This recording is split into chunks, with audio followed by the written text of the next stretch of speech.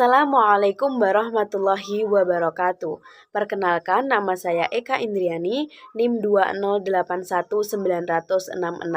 Di sini saya akan menjelaskan mengenai jenis, tujuan, dan contoh dari metode penelitian kualitatif menurut Sugiono. Nah, menurut Sugiono, penelitian berdasarkan tingkat eksplanasinya atau tingkat kejelasannya digolongkan menjadi 3. Yang pertama adalah penelitian deskriptif. Apa sih penelitian deskriptif itu?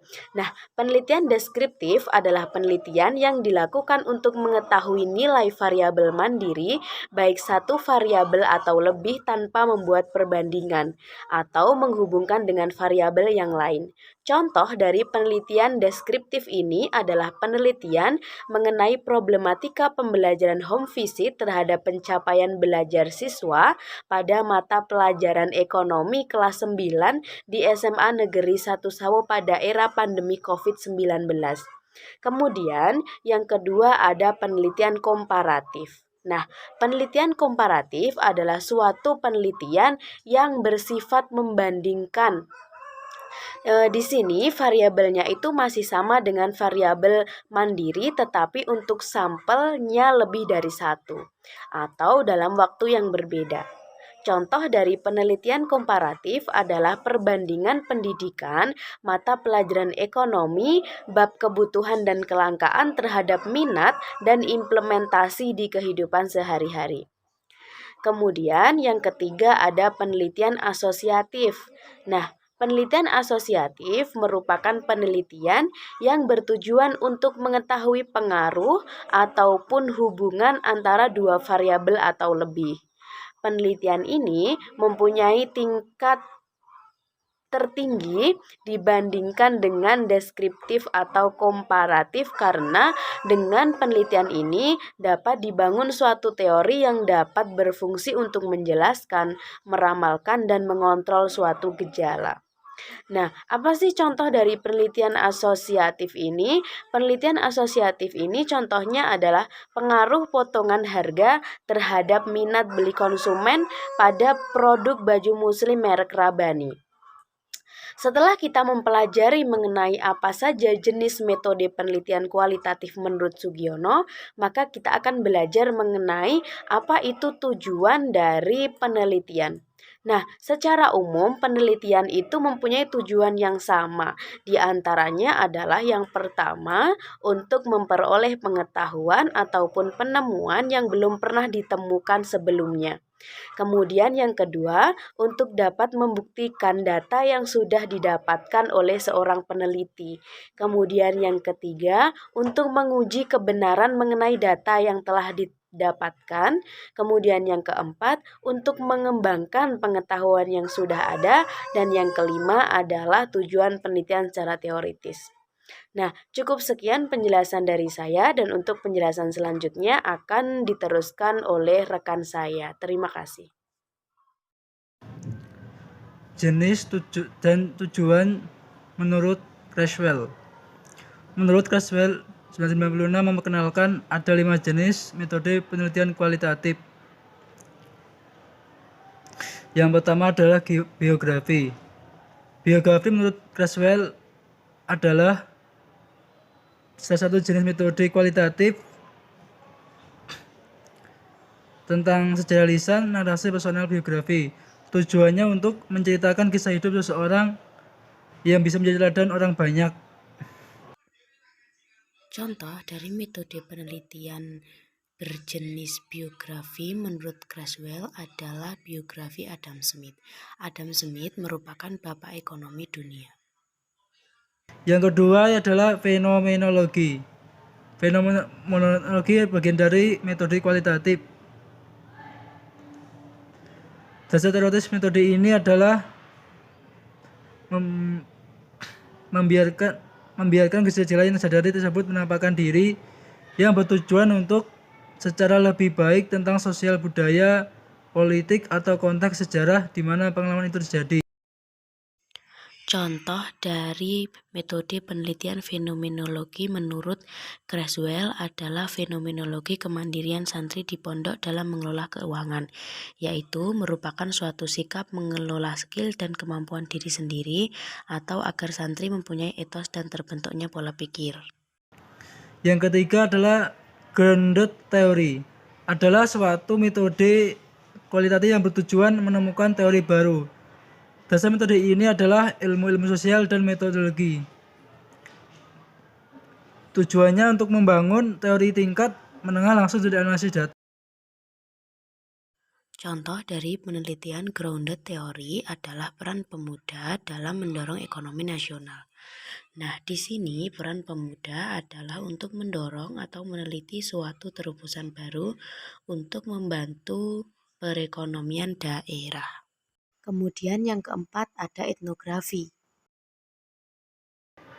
Etnografi ini adalah budaya kelompok atau perorangan, yang artinya seseorang atau kelompok budaya ini penggambaran tentang cara hidup manusia secara kelompok, yang bertujuan untuk mengurangi suatu budaya secara menyeluruh, yakni aspek budaya yang bersifat material dan abstrak, yang bertujuan untuk membangun struktur sosial dan budaya suatu masyarakat. Contoh dari etnografi adalah penelitian mengenai pedagang kaki lima yang berdagang di tempat tinggal. Nah, pedagang ini yang dulunya berjualan di rumah, namun untuk meningkatkan ekonominya, pedagang kaki lima berkeliling dan membawa gerobak. Yang terakhir adalah studi kasus. Studi kasus adalah bagian dari metode kualitatif yang hendak mendalami suatu kasus tertentu secara lebih mendalam dengan melibatkan pengumpulan beraneka sumber informasi yang bertujuan untuk proses penyelidikan atau pemeriksaan secara mendalam, terperinci, detail pada suatu peristiwa. Contoh dari metode penelitian studi kasus menurut Creswell adalah kebijakan ekonomi politik Cina di Indonesia. Nah, di sini menggambarkan studi kasus Cina dalam pembangunan infrastruktur di Indonesia. Adanya ikatan atau kerjasama politik antara Indonesia dan Cina dalam pembangunan metode kualitatif infrastruktur. dan kuantitatif. Yang pertama melibatkan inferensi detail-detail pengamatan empiris ke suatu kesimpulan umum. Yang kedua, keterbukaan menerapkan metode pengumpulan data yang sistematis dan terbuka hingga bisa dinilai pihak lain. Yang ketiga, perbandingan mengembangkan data, mencari kesamaan dan perbedaan untuk menemukan pola tertentu pada data. Yang keempat, koreksi menggunakan prosedur untuk menghindari kesalahan analisis dan penarikan inferensi. Yang selanjutnya yaitu karakteristik metode kualitatif. Yang pertama, latar alamiah. Yang kedua, manusia sebagai alat atau instrumen. Yang ketiga, metode kualitatif. Yang keempat, analisis data secara induktif. Yang kelima, teori dari dasar. Yang keenam, deskriptif. Yang ketujuh, lebih mementingkan proses daripada hasil.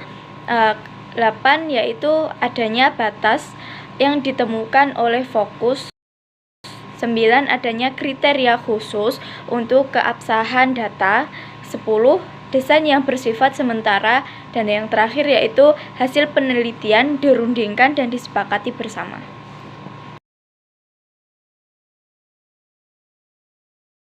Assalamualaikum warahmatullahi wabarakatuh. Perkenalkan, saya Suci Anandawati, NIM 2081984. Saya dari kelompok 2 Tadris IPSC. Nah, di sini saya akan membahas mengenai keunggulan dari metode kualitatif. Pada metode penelitian kualitatif terdapat beberapa keunggulan yang terdapat di dalam metode penelitian ini.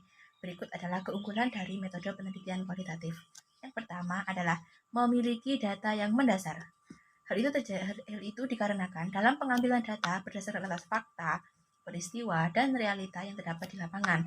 Peneliti melakukan penelitian pada lokasi tanpa berprasangka, praduga, ataupun konsep Sehingga dengan demikian peneliti masuk ke dalam suatu kegiatan penelitian atau lingkungan yang diteliti dalam kondisi pikiran yang murni.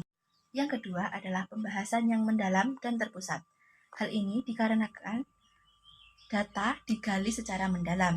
Dalam model penelitian kualitatif ini, penelitian dilakukan dengan kurun waktu yang cukup lama dan memperhitungkan semua faktor yang ada di masyarakat atau lingkungan tempat penelitian dilaksanakan.